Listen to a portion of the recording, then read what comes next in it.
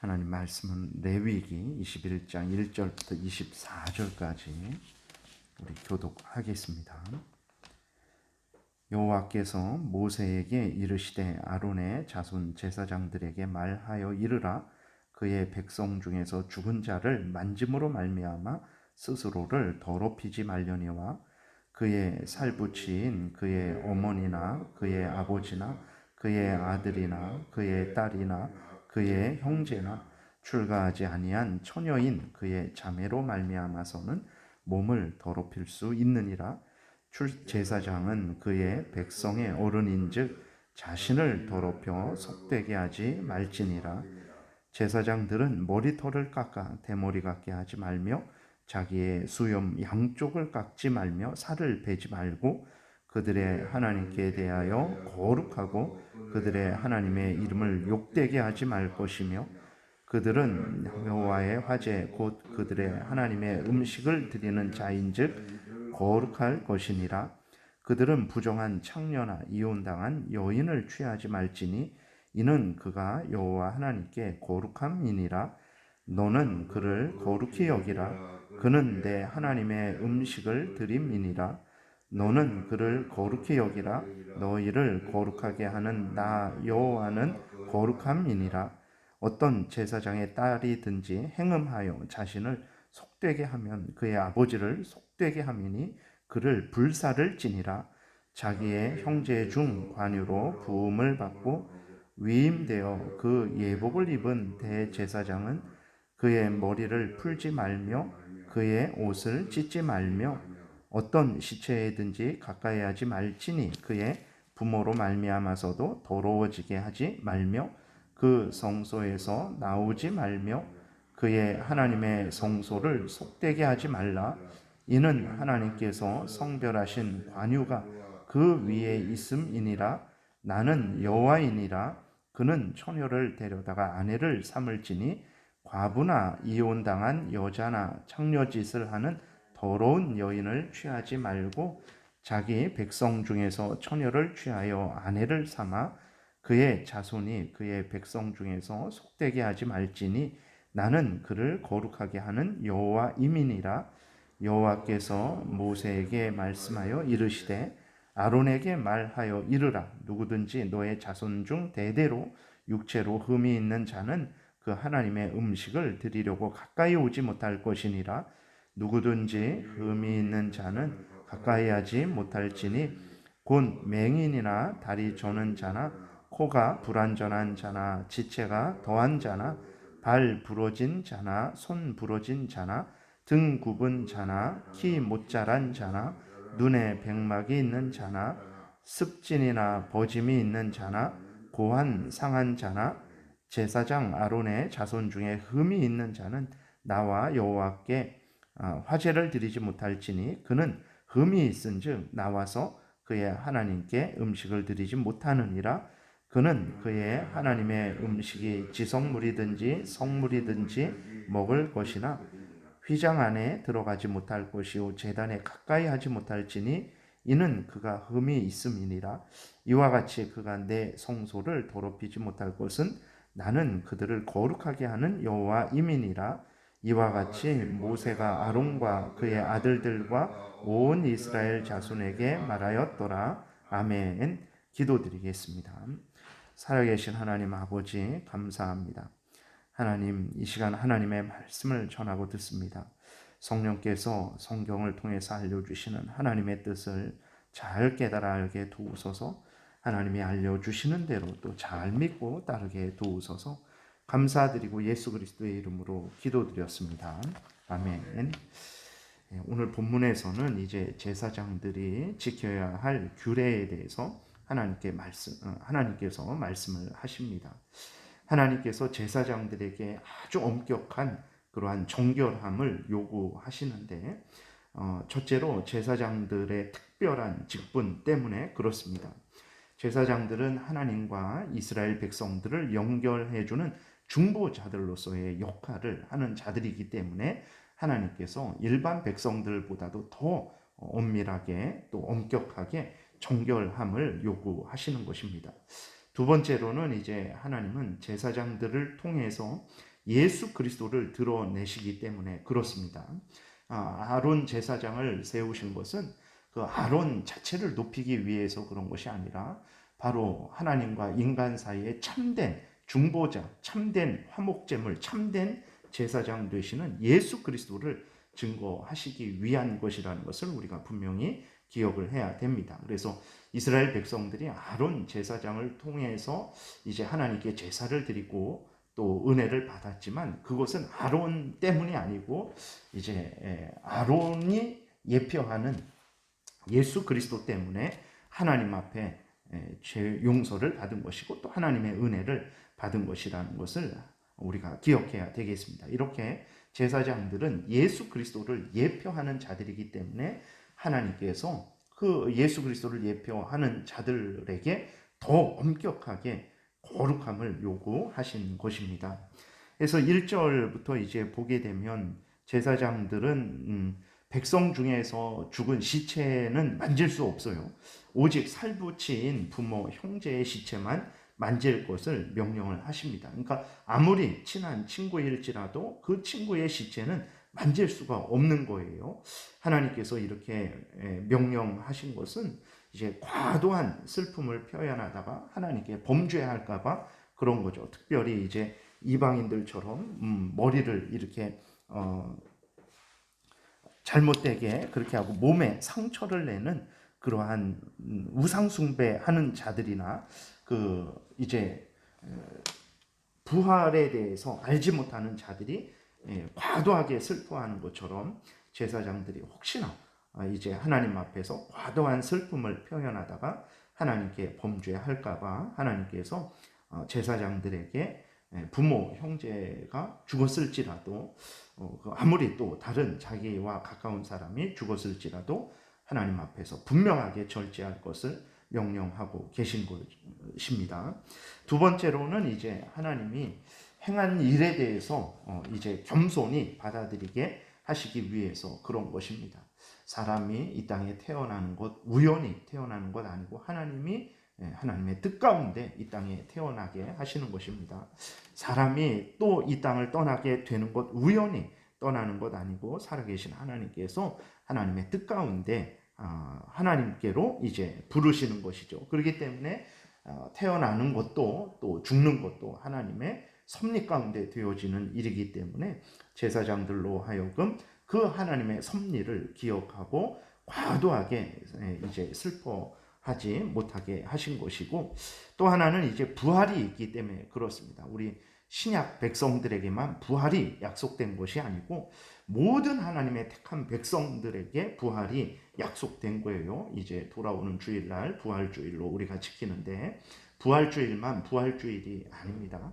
고난주일만 고난 주간이 아니고 모든 날 모든 순간이 이제 우리가 하나님께서 때가 되면 예수 그리스도가 부활하신 것처럼 우리를 부활시킬 것이다 라는 이 믿음을 분명히 가져야 되고, 이때까지는 우리의 모든 인생이 정말 고난주간 일주일만 고난받아야 되겠다 하는 것이 아니라, 기도해야 되겠다 하는 것이 아니라 날마다 순간마다 일평생을 살아가면서 하나님의 그 명령을 행하는 데 있어서 힘들지라도 감당해야 되는 것이고, 더욱더욱 항상 하나님 앞에 기도해야 된다는 것을 우리가 기억해야 되겠습니다.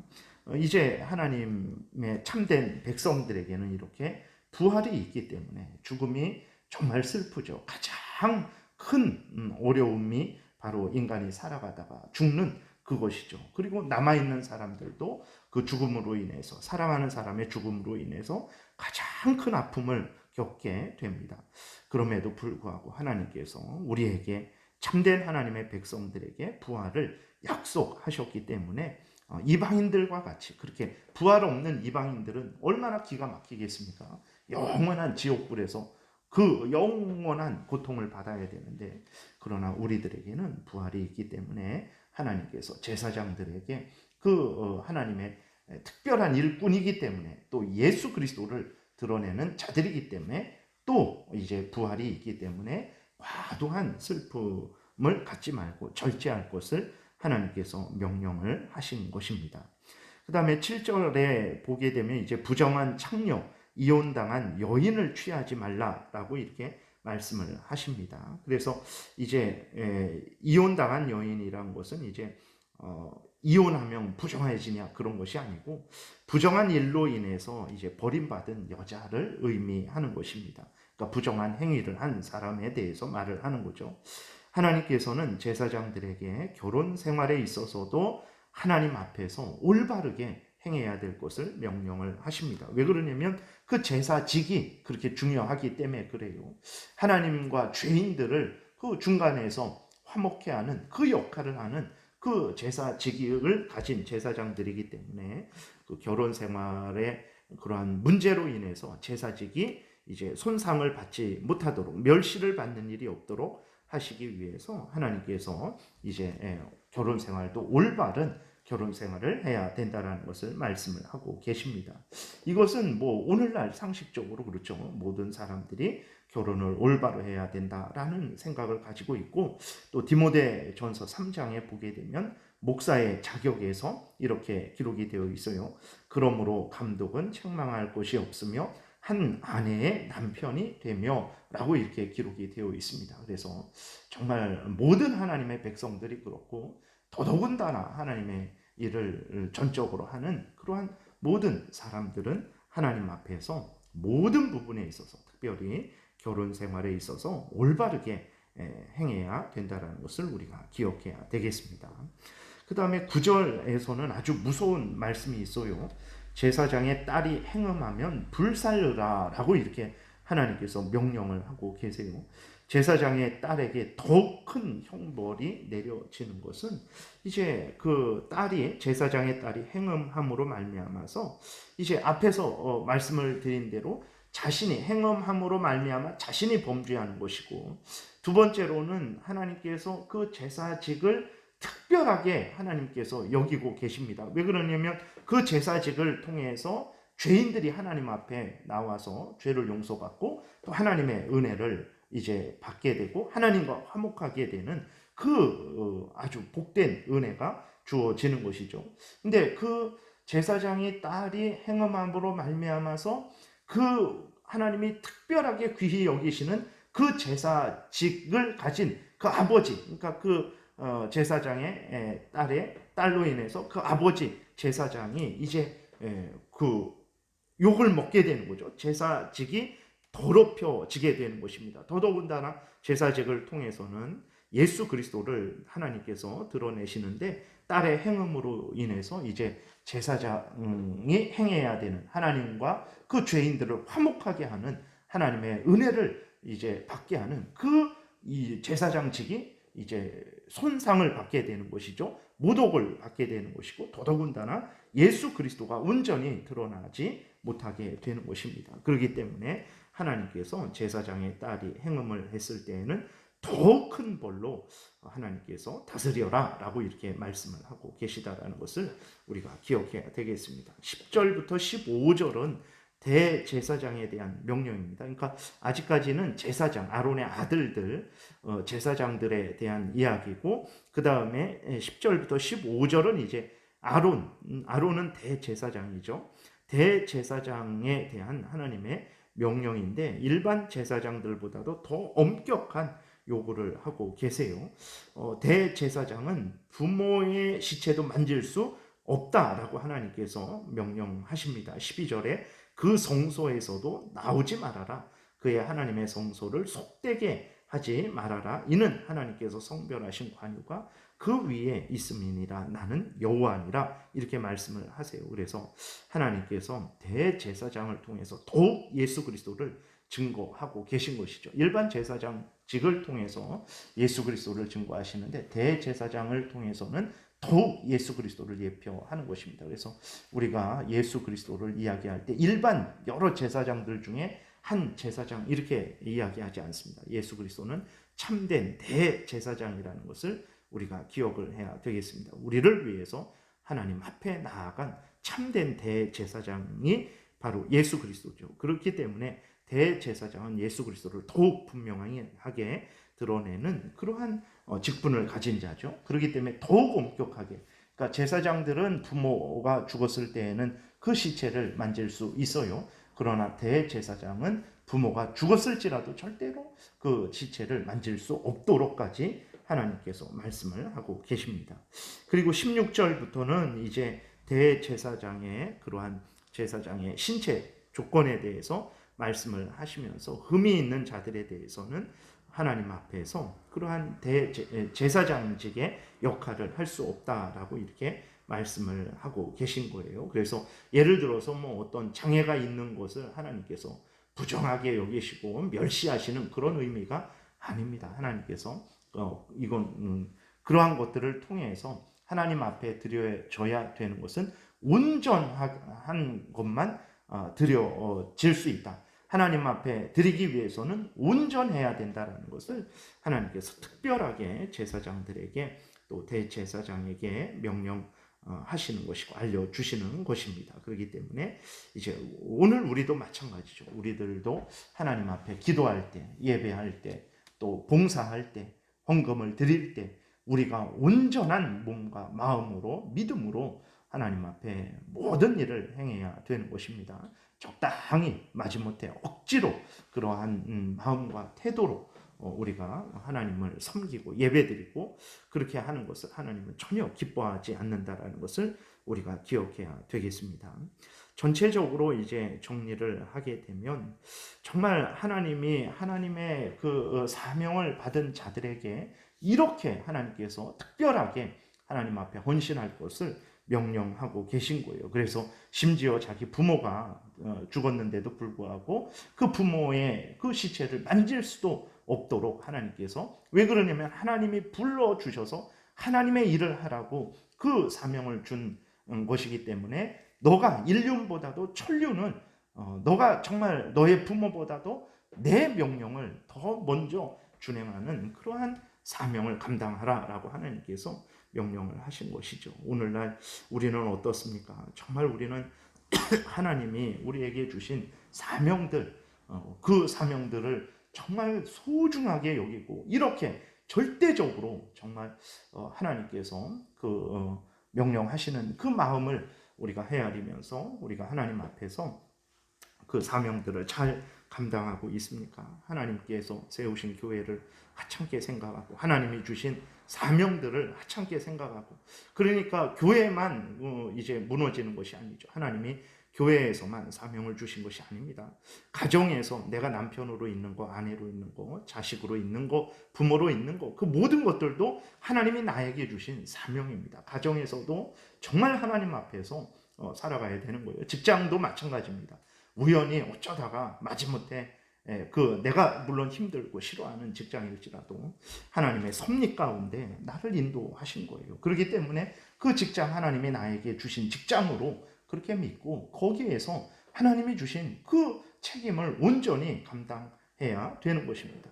대한민국에 태어난 국민으로서도 그 본분을 다해야 되는 것이죠. 그러나 오늘날 정말 하나님이 교회에서 하나님이 주신 그러한 직분을 하나님이 주신 것으로 분명하게 믿고 이렇게 절대적인 믿음을 가지고 하나님 앞에서 두려워하며 떨며 그 귀한 직분을 감당하고자 애쓰고 힘써야 되는 거예요. 가정에서도 또 직장에서도 국민으로서도 그렇게 하지 않으니까 이제 교회도 무너지고 가정도 무너지고 직장도 무너지고 나라도 무너지는 거예요. 그저 놀고 먹고 마시고 나에게 좋은 것 나에게 유익한 것 그러면 되지라는 그러한 생각을 가지고 있는데 우리가 다시 한번 정말 하나님이 주신 사명을 감당할 때 어떤 마음과 태도로 사명을 감당해야 되는지 깊이 우리가 뒤돌아 봐야 되겠습니다. 그래서 하나님 제일 우선 중심으로 하나님의 영광을 위하는 그러한 마음과 태도를 가져야 되겠습니다.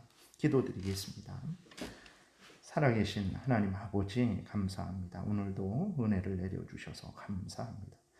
우리 구주 예수 그리스도께서 십자가에 못 박히시고 우리를 대신해서 십자가에서 제물 되신 그 이유가 무엇이겠습니까? 우리로 하여금 내 마음대로 살아가고 정말 이 땅에서 잘 먹고 잘 살게 하려고 우리 구주 예수 그리스도께서 십자가에서 그 보혈을 흘리셨겠습니까? 하나님께서 왜 우리를 교회로 불러주셨겠습니까? 왜 우리에게 각각의 직분을 주셨겠습니까? 이 모든 것들을 열심으로 행함으로 말미암아서 하나님의 영광을 드러내고 하나님의 뜻을 이루고 하나님의 나라를 확장하라고 하신 것이 아니겠습니까? 하나님, 정말 우리가 받은 사명이 이렇게 중차대하다라는 것을 우리가 분명히 기억하고 하나님이 주신 사명을 온전히 잘 감당하게 도우소서. 교회에서도 또 가정에서도 직장에서도 국민으로서도 하나님 앞에서 살아가는 우리 모두가 되게 도와주옵소서. 예수 그리스도의 이름으로 기도드렸습니다. 아멘.